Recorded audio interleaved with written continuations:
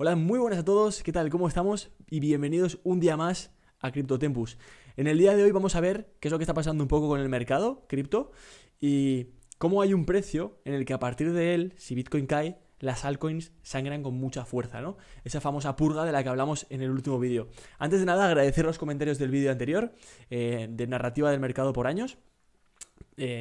Apoyo muchísimo los comentarios que me dejáis. Ya sabéis que si os gusta este tipo de contenido me podéis dar un like, me podéis dar una suscripción y si me dejáis un comentario me mantenéis motivado para subir muchísimos más vídeos.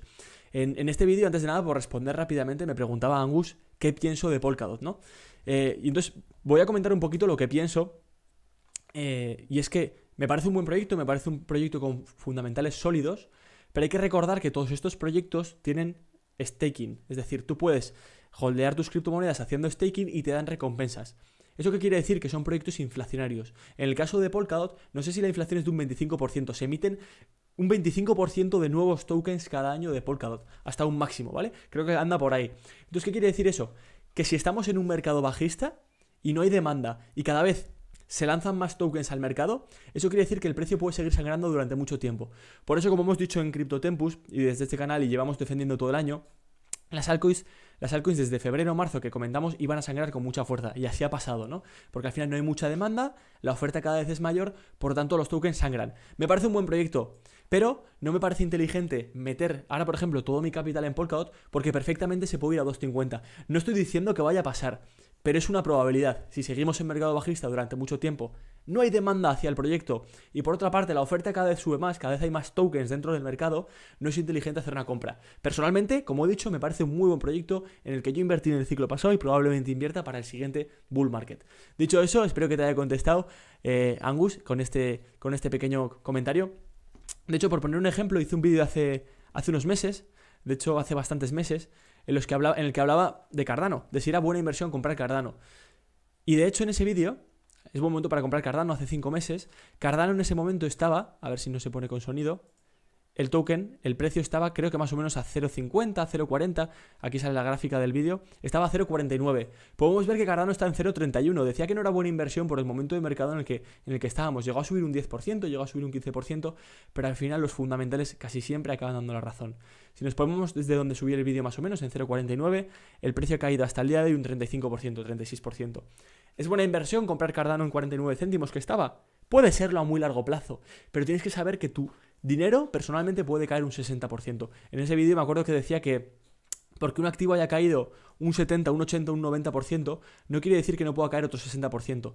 De hecho, en aquel momento había caído hasta los 50 céntimos un 83-84%. Y desde aquel momento hemos caído otro casi 40%. Entonces, es algo que puede pasar, es cómo funcionan estos mercados. Por lo tanto, yo sigo pensando que no es el momento para estar dentro de altcoins o cerca de las altcoins. Eso por una parte. Seguimos.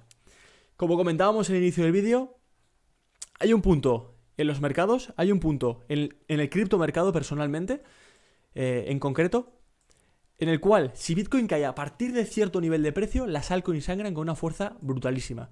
En el caso del ciclo anterior, que yo me lo comí con patatas, como ya sabéis, al final los inversores tienen que cometer errores para ir aprendiendo de ellos.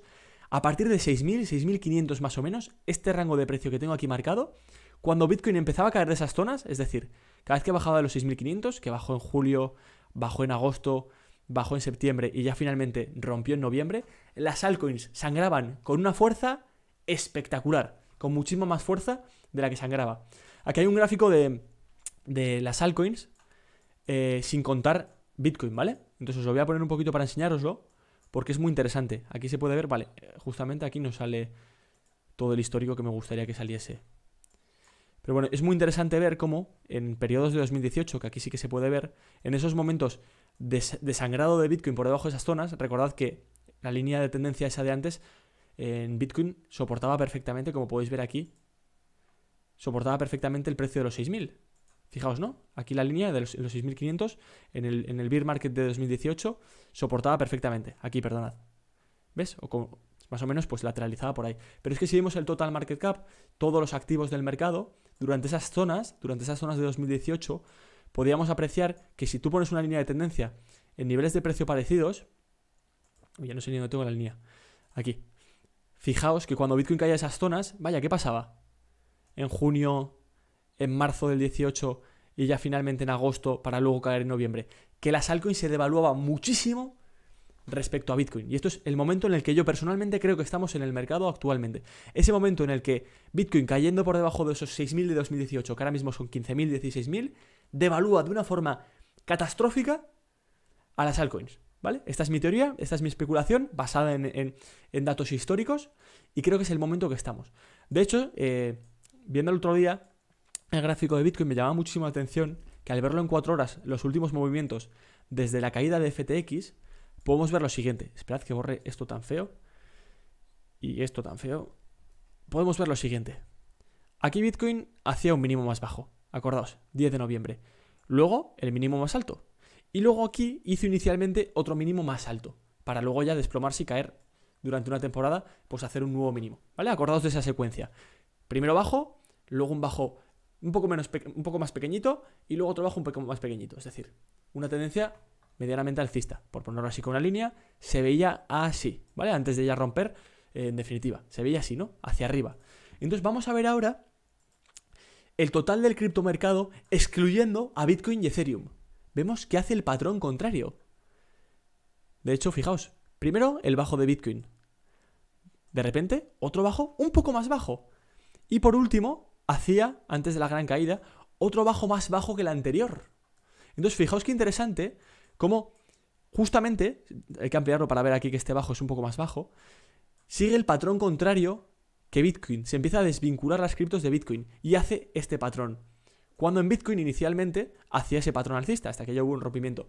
Entonces por eso creo que el momento de mercado actual es un momento en el que a partir de estos niveles de precio, cuando Bitcoin lateraliza, crea apatía en los mercados, la gente se aleja porque, oye, no paran de sangrar mis criptos, qué coñazo, con perdón, que no paran de sangrar mis criptos, no paro de perder pasta, que le den por saco. Empiezo a sacar mi dinero en esa altcoin que holdeaba esperando a que llegase a la luna en algún momento, ¿no? En que llegase y hiciese un por 10, un por 1000, un por lo que sea que pensase, ¿no? Entonces, creo personalmente que entramos por fin en ese momento de apatía que lleva un tiempo para que ese mercado entre al 100% en apatía, para que el último toro, la última persona que cree que Bitcoin es alcista empiece a ser bajista, y ahí es cuando vemos mínimo. Lleva un tiempo, pero las gráficas en 4 horas me dicen que estamos entrando en ese momento. Y se demuestra con estos datos, ¿no? Con esa comparativa entre el mercado de altcoins y el mercado de Bitcoin. Y de hecho se puede ver cómo la dominancia de Bitcoin por fin, desde esas fechas, empieza a despegar hacia arriba. Es el momento en el que muchas altcoins empiezan a sangrar, por fin, que ya tocaba.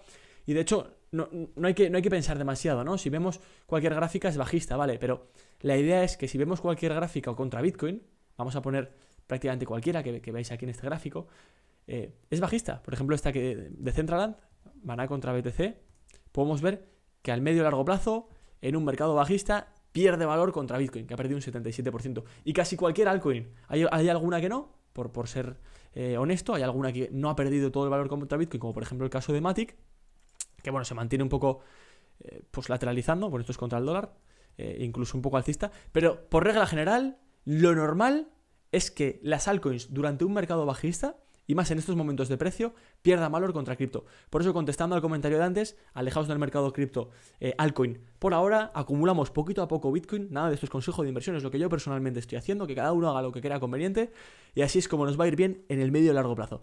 Hasta aquí el vídeo de hoy, apoyarme con un me gusta si os ha gustado, y adiós.